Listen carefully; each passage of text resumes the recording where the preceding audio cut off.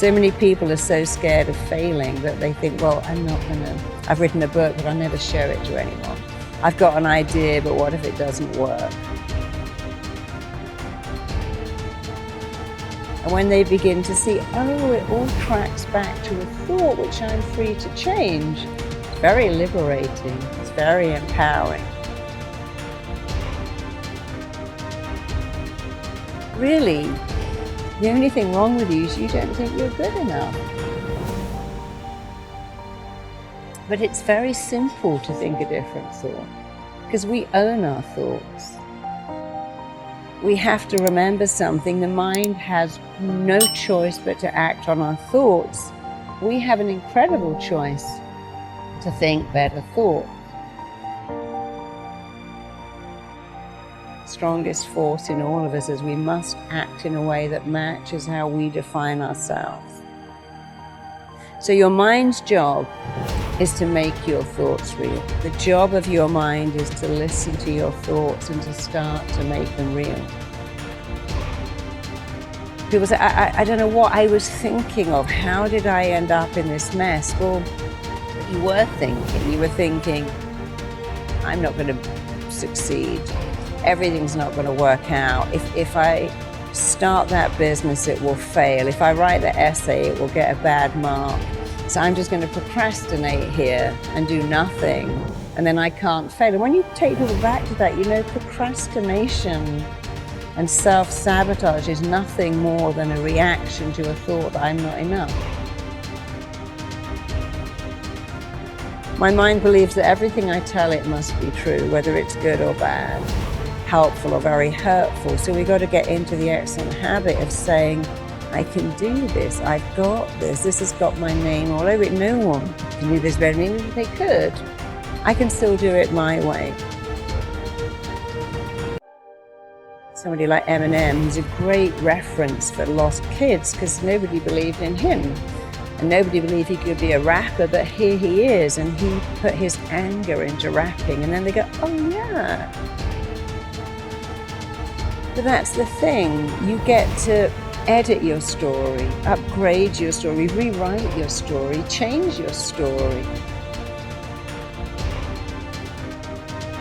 Your thoughts are yours to change. You're not your thoughts. Change them.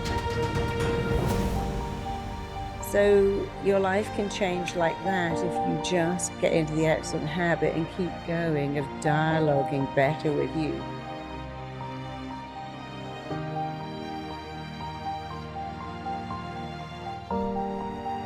Change like that.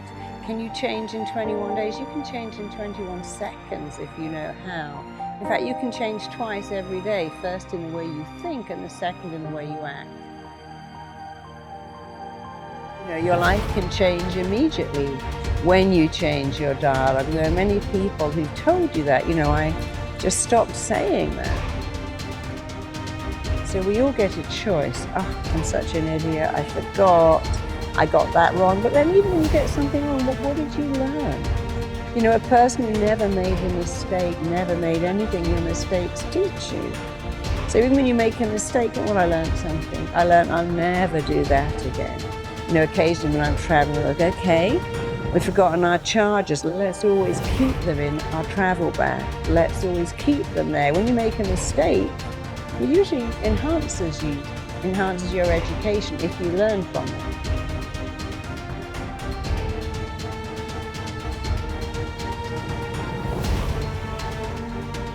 And that's one of the rules of the mind. Whatever you focus on, you get more of.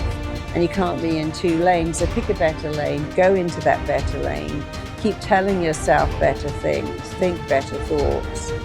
And whatever is the missing bit, the emptiness, the needs you didn't get met, take some time to think about what they are, and think about what you wanted here, and then tell yourself those words, I can do it, I've got this, I'm good at this, because amazingly, there is nothing that will raise your self-esteem like praise, but your own praise is better. So if you said to me, oh, you can speak on stage, you can do that. I go, yeah, but you're just saying that. But if I say it, my mind believes that everything I tell it must be true, whether it's good or bad, helpful or very hurtful.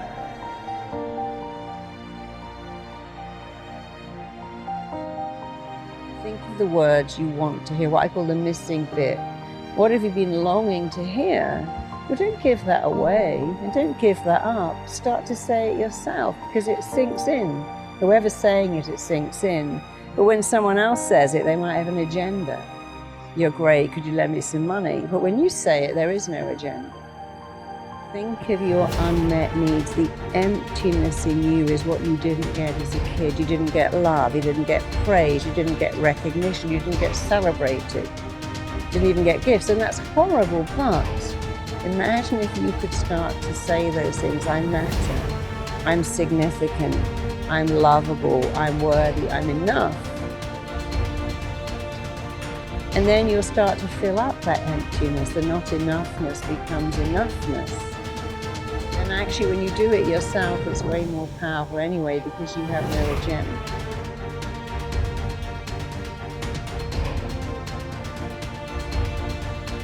It all starts with a thought. But changing your thoughts is easy, it's free, can be instant.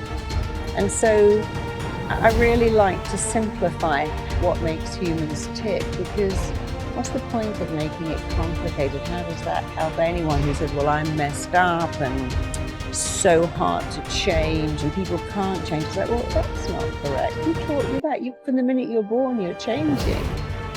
Oh, you know, it's long and arduous to recover. No, it isn't. Some people recover like that. You could be one of the ones that changes your thoughts, changes your feelings, changes your actions after all.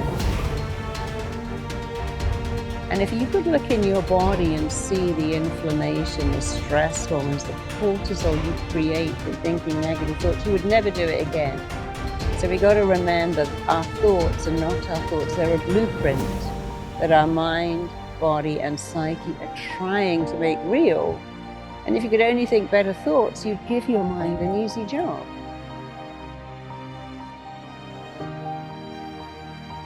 Your lovability's got nothing to do with the numbers on the scales or the numbers in your clothing label or the numbers on your birth certificate or the number of your followers.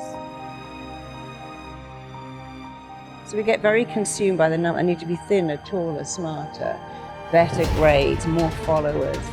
And you've got to stop all of that and just believe that you're great, and you can be even greater when you stop defining who you are by what the numbers say.